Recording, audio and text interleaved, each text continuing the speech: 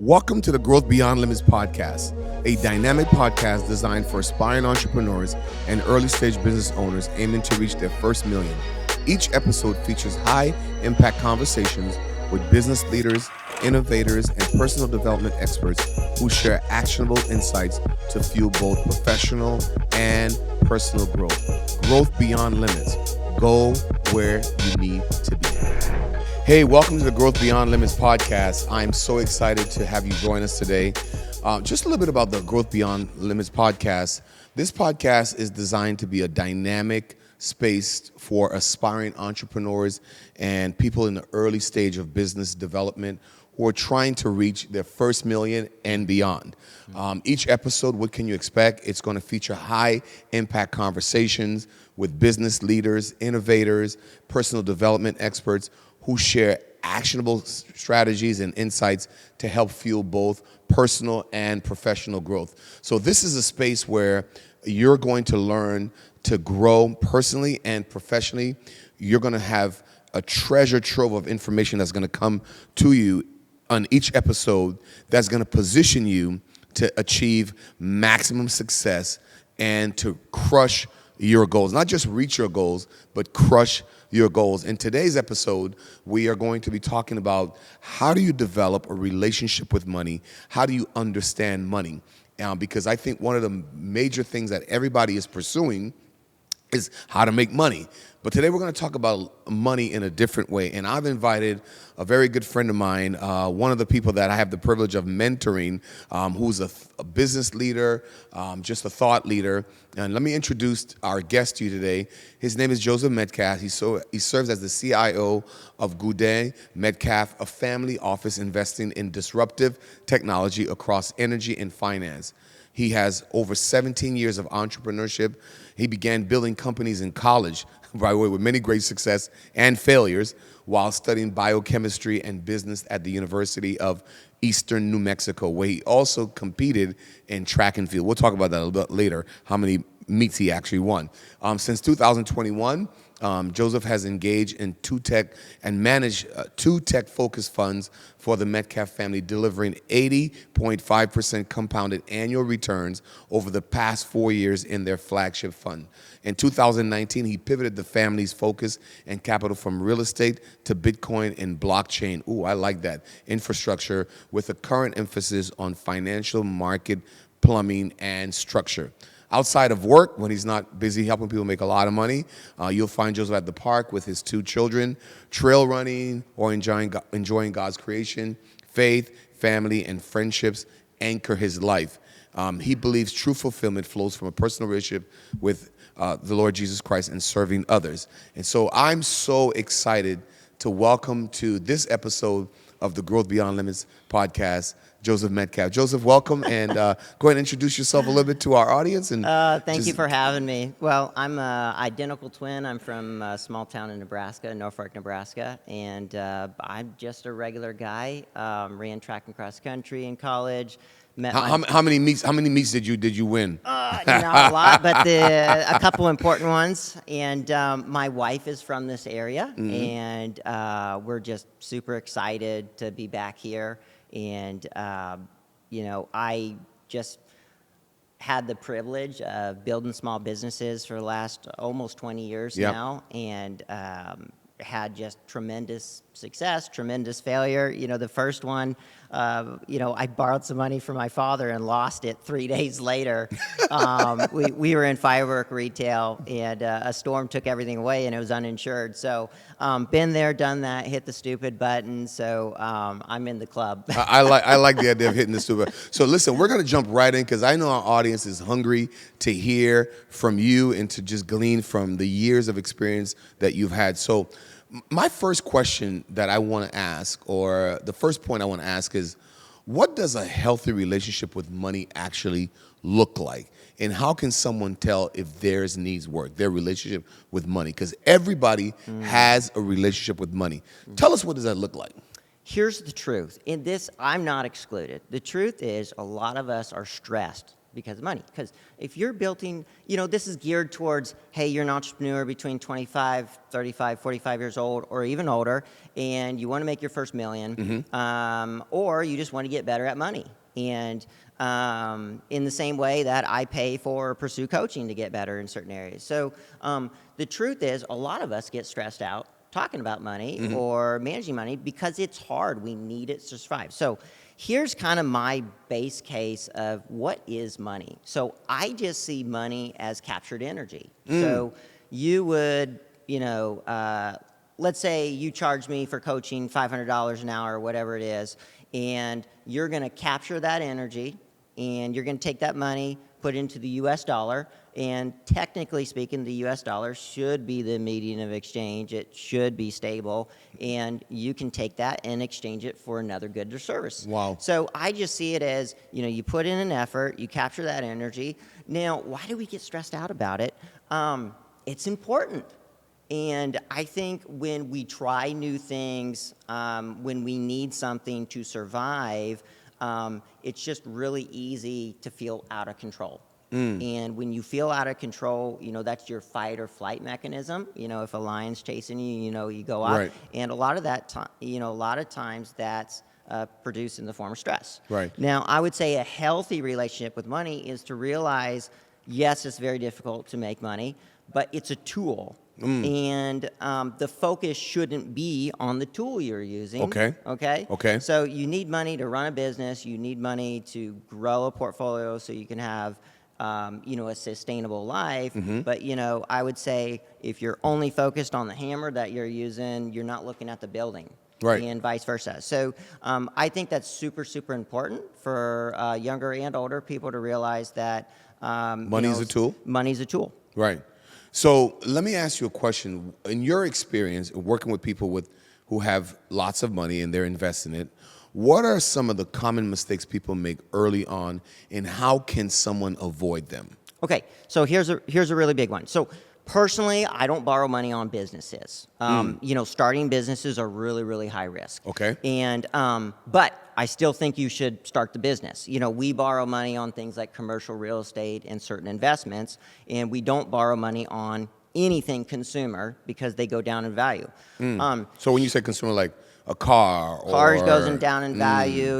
A table goes down in value. A cell phone goes down in value. That sort of thing. So, but if you're going to borrow money, here's a common mistake that's pretty controversial. The banks spend a lot of marketing saying, hey, you got to have a credit score. You have a good credit score. Well, there's a little nuance to that. So you either want a zero credit score or a high credit score. But as an entrepreneur, you shouldn't be focused on the credit score. Oh, really? There's a different credit score that the wealthy use. And so talk about that. I want to hear this. Yeah, so the wealthy don't go the middle class credit score route. So it's the banking credit score. So a big mistake entrepreneurs make is they go to a big bank, like a Chase, a JP Morgan, a Bank of America. You're just a number, okay? If you walk into Bank of America with $100 million, you're a number to them. They don't care. That is such a small amount of money. $100 million will not move Bank of America or Chase. They won't even know your name with $100 million. How about $1 billion? Maybe. But I heard of a billionaire recently, and he uses small banks for this reason. So wow, you walk into a small bank like a credit union, everybody knows your name. You want a younger banker or someone your age so that you can age with that banker, and hopefully it's someone that stays there. What you're doing is you're developing a relationship and you're building rapport with that banker. Wow. And so it's kind of like a credit score, but that banker has the keys whether they want to loan you money or not. So I'm not encouraging you to loan money, but if you're going to borrow like on a commercial property or something, or even a house that goes in value, most people don't know you don't need a credit score to buy a house. But having a good credit score doesn't hurt either. Oh, it does not hurt. Because it shows responsibility. Absolutely. Right, so right. I would say having a credit score out of just regular daily activities, if you have a good one, great. Right. But it shouldn't be the Because I've focus. benefited from having a good credit score. Absolutely. When I went to purchase my vehicle, the salesman was like, hey, just pick whichever car you want, the color you want, no money down. You got 3 months before your first payment because your credit score is top tier. So Yeah. I benefited from that. And let's talk about why they did that. Right. So you had a lot of interaction with debt over time, and you're doing that same thing with that banker. Right. So that relationship Okay. is really key. So what I did is in 2018, which wasn't that long ago, I bought my first commercial property, $27,000. It's a small little lot, and I put $6,000 down, and I borrowed 22. They just looked at 2 years of my income and a pay stub, and I slowly went up from there. And now we can walk into that bank and get 7 figures in one day. Wow. Right? So why is that important? It's basically a person credit score. Right. And so I would say to the younger entrepreneurs, if you're gonna borrow money or you need some capital, don't go to a big bank. That's a humongo mistake that entrepreneurs That is such good information. Now let's pivot a little bit. How should someone prioritize between saving, investing, and paying off debt, especially when money feels tight? Right. Okay. So it really comes down to what are your goals? What are you working on? Okay.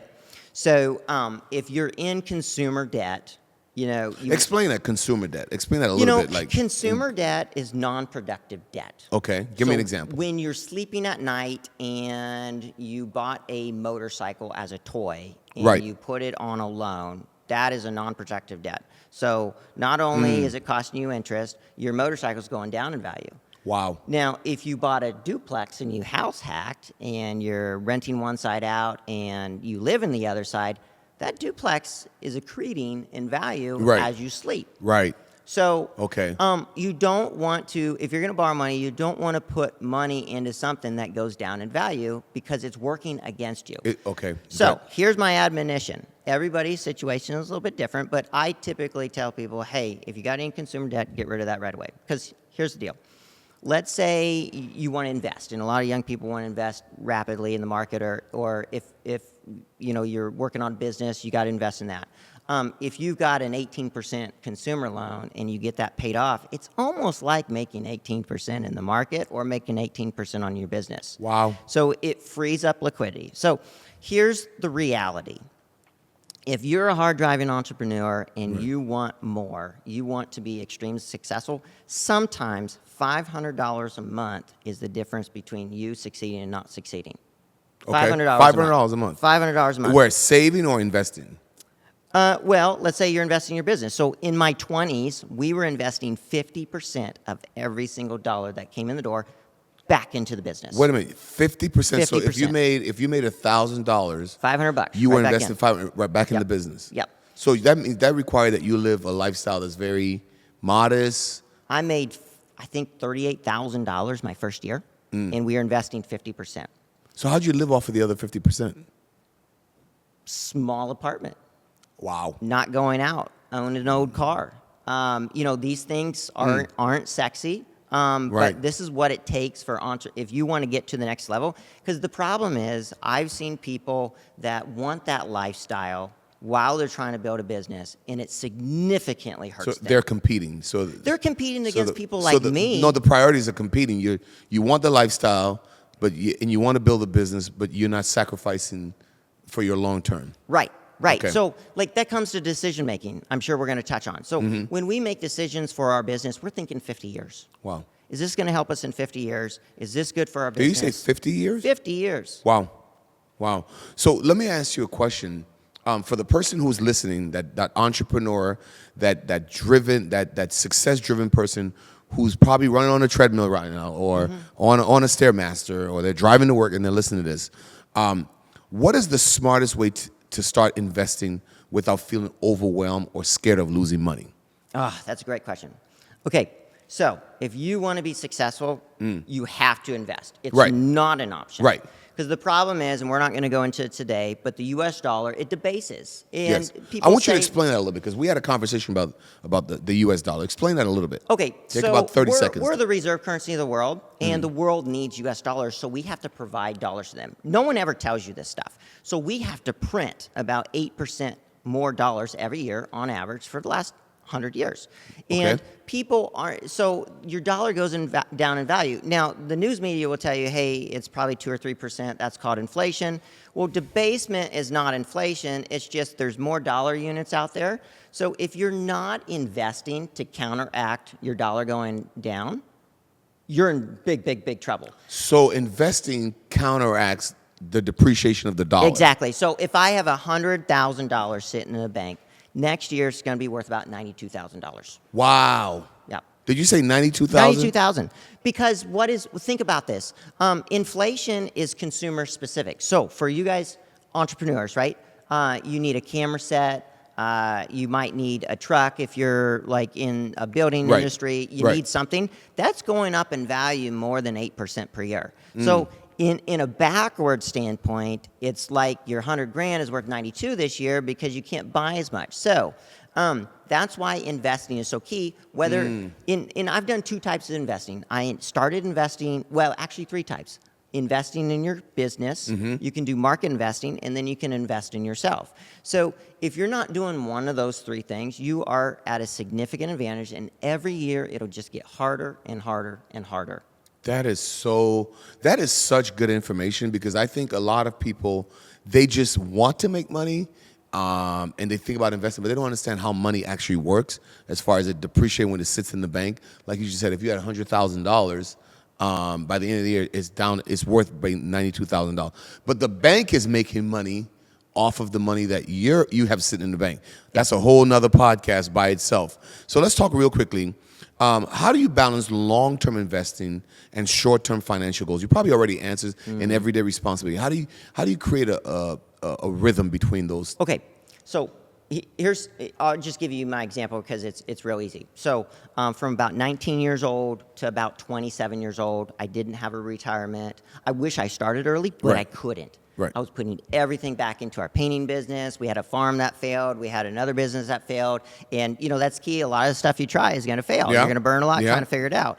And so you have to decide and prioritize, what do I want to do first? Now, for you all thinking, hey, I'm 22 years old and I make $35,000. Or I'm 50 years old. Yeah. Yeah. Your biggest bang for your buck, number one, invest in yourself. And, it's a little bit cliche, but it's really true. So I made a commitment in 2017. I was running a paint company at the time, and I could listen to a podcast all day long because I was on the tools and painting. Right. I got like 10,000 hours easy of listening and learning. After about 5 years of doing that, doors started opening. Like, let's behind us is a blank canvas, and there's no windows in there. But when you get really, really good at something, you have a lot of information, you can see things other people can't. Right. So the humongo difference between a young entrepreneur that's not very good and someone more seasoned is just knowledge. Right. It's really a knowledge game. So you've got resources, and it's hard to determine, how do I spend those resources? So knowledge is number one. Right. Nice part is it's really inexpensive now, and it's your time. Wow. You can do that. Number two is, if you're an entrepreneur, you invest into your company. So I spent the first 9 years or 8 years, everything goes back into the business as I can. And then number three is passive investments. Now, you have to get to at least 2 of those. If you work for somebody else, you're not going to do the entrepreneurship route. And so it's really about priorities. Give me an example of a passive investment, because I got a lot more to ask you. Okay, passive investment would be, you hear people talk about it like a 401k. That's just or a Roth IRA or 403b. That's an umbrella. That's not the actual investment. Everybody's buying the same thing underneath. A passive investment would be like an ETF or a mutual fund. It's basically a pile of money, and there's a fund manager, and they go out and buy, let's say, 100 different shares of stock. Or a passive investment would be, hey, I'm going to buy a rental property. That's kind of active if you don't have a manager. But those are types of passive investments. Buying Bitcoin or buying gold, that's considered a passive investments. They fluctuate up and down, but over time they appreciate. And so if I put my $100,000, or let's bring it down to earth, $1,000 into a passive investment to get started, if you're real young and you're not interested in business and you just want to go right in, time, Einstein said compounding was the 8th wonder of the world. You don't realize, if you're 23 years old, your dollar, inflation adjusted, your dollar is going to 13x if you get just the market rate from 23 to retirement. That's so good. That's so good. So let me ask you. I'm kind of moving this along here because I want our audience to glean from you, because you manage quite a significant of resources for people, and so I think by listening to this podcast today, they're going to be positioned to start thinking differently about money. So what should people think about the risk in investing, and how do they know what level of risk is right for them? That's so great. let's talk about the risk level. Okay. How do you know? So I've got this saying up on my whiteboard I see every single day. It says risk management drives performance. Okay. So, Can you say it again? Risk management drives performance. Okay.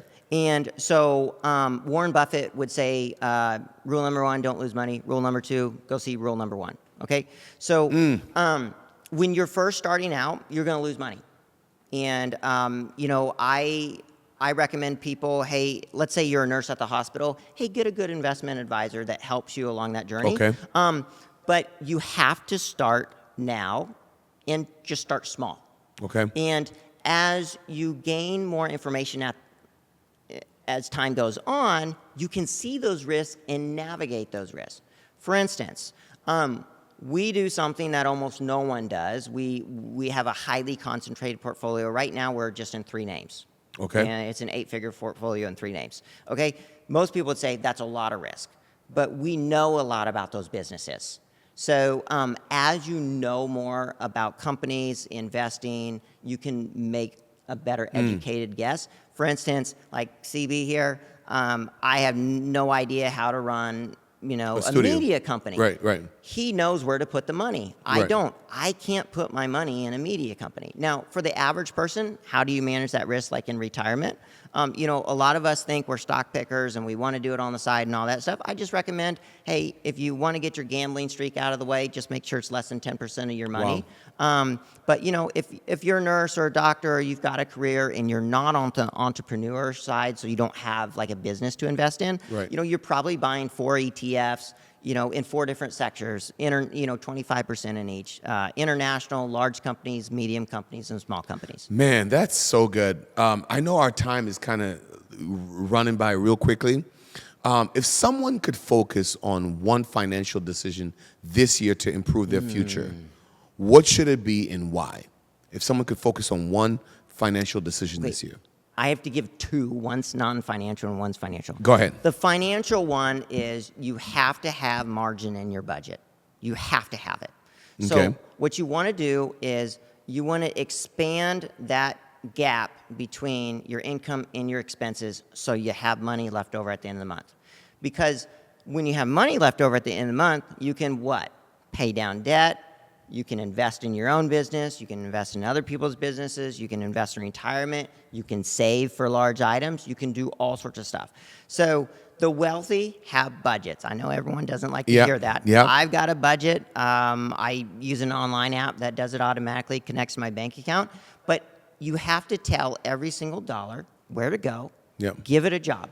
So that, like, we're down here, on vacation, the $15,000 we spent to spend a month in Florida, we told it to go to the hotel. We told it to go to the gas. Yeah. It wasn't I met a guy one time that told me the first time we had a meeting at Starbucks, one of the first things he said is he has a plan for every dollar. I never forgot that line. Yeah.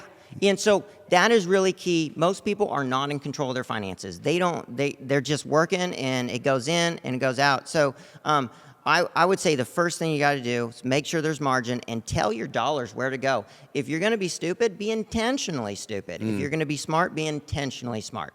And a follow on to that is, apart from, I'm a Christian. I love the Lord with all my heart. So beyond the spiritual side, you're going to be the same person today, a year from now, except for 2 things: the people you meet and the information you take in. Wow! Wait. Let's rewind that. You're going to be the same person you are today, a year from now. The difference is going to be the people you meet and the information you take in. Mm-hmm. That, ladies and gentlemen, is worth the whole podcast that you just got. You want to break that down a little bit for like 30 seconds? We got about 30 seconds. So your extreme wealthy people realize that it's an information game. I hired you to coach me a few months ago. And I'm enjoying it. Why? I needed some accountability, and you have some leadership expertise I don't have. I have to go to the marketplace and find that. So I'm really gleaning information from Dr. Phil. Right. Okay. Number 2, I can glean information from books, podcasts, YouTube. Guys, the tools at our disposal today are absolutely incredible. 20 Right. years ago, we didn't have anything of this. You had to spend mountains of money finding this information. So right now is the easiest time in world history to start a business and be successful at the business. But the key is, people are complaining, prices are high, life's tough. Absolutely it was. Last year was the toughest year in business we've ever been through in our history. But you have to have the information to navigate your business, navigate retirement, navigate investing. That is so good. Well, listen, I can't believe how fast our time has gone and the information that Joseph has shared with us today. If someone want to connect with you, obviously we're going to have the show notes. That's going to be part of this, and we're going to have information how they can connect with. But if someone want to connect with you, how do they do that? They can, the easiest place is go to X. It's Joseph T. Metcalf is my handle. Or you can email me at joseph@metcalfcapital.io. Say it again. Joseph@metcalfcapital.io. And, I don't sell anything. We run family money and our partner money. But, I'm just excited. Reach out if you have a question. I'd love to point you in the right direction. Also, Dr. Phil, I'll tell you what, on the drive over here, he was telling me some of his mentors. It just blew me away. So whether you're in the Fort Myers area or not, like we do a lot of stuff on Zoom, it's just a lot of times you have a wealth of knowledge of business leaders right in your backyard, and you just don't know that. And we talked about investing. I'm very, very happy to pay for mentoring, happy to pay for information for someone to walk alongside me, because X number of dollars an hour for mentoring, if it could save me a $100,000 mistake or a $10,000 mistake, it's money well spent.